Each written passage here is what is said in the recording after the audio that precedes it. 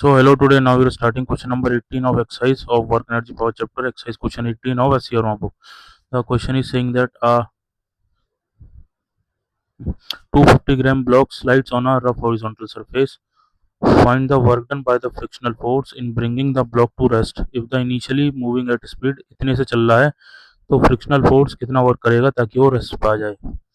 If the friction coefficient, अगर friction coefficient table और block के बीच में 0.1 है, is 0.1, how far the block moves before it coming to rest. तो रेस्ट में आने से पहले वो कितना चलेगा. तो हमें पता है कि work done bye all the force work energy theorem से लिखें. अगर हम वैसे देखें तो वैसे करें तो इसके पास कुछ एनर्जी है, वो हाफ एम वी स्क्वायर.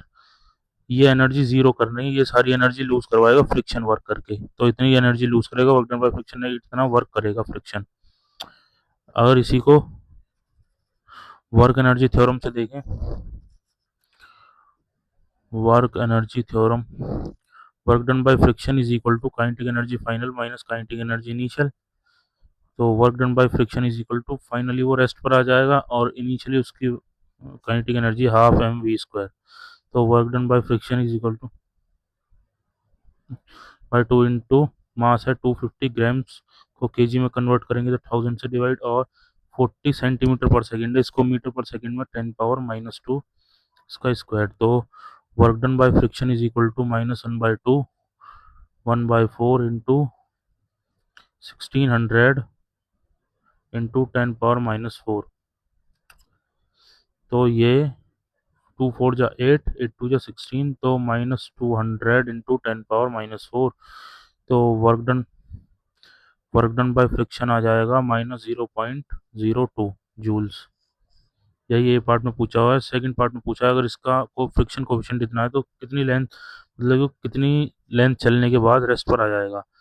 तो वर्क डन बाय फ्रिक्शन होता है force into displacement cos theta is equal to -0.02. ये वर्क कैलकुलेट करा, ये एक वर्क है. और फोर्स होता है म्यू एन और डिस्प्लेसमेंट है वो एल, और कॉस थीटा फ्रिक्शन लग रहा होगा ब्लॉक के ऊपर पीछे की तरफ और वो डिस्प्लेस आगे हो रहा है. तो 180 डिग्री जिसकी value -1 is equal to -0.02. Minus से माइनस खत्म, तो L is equal to 0.02 upon mu और एन की वैल्यू है एम जी. तो 2 इंटू 10⁻⁻2 अपॉन 0.1 इंटू मास है 250/1000 इंटू 10. ये क्वेश्चन में 9.8 लेके सॉल्व किया गया. अगर 10 लेके तो 10 लेके सॉल्व करेंगे इसको तो ये 4 टाइम्स, तो 8 इंटू 10⁻⁻2 इंटू 10, ये अपॉन 10. तो ये ख़त्म.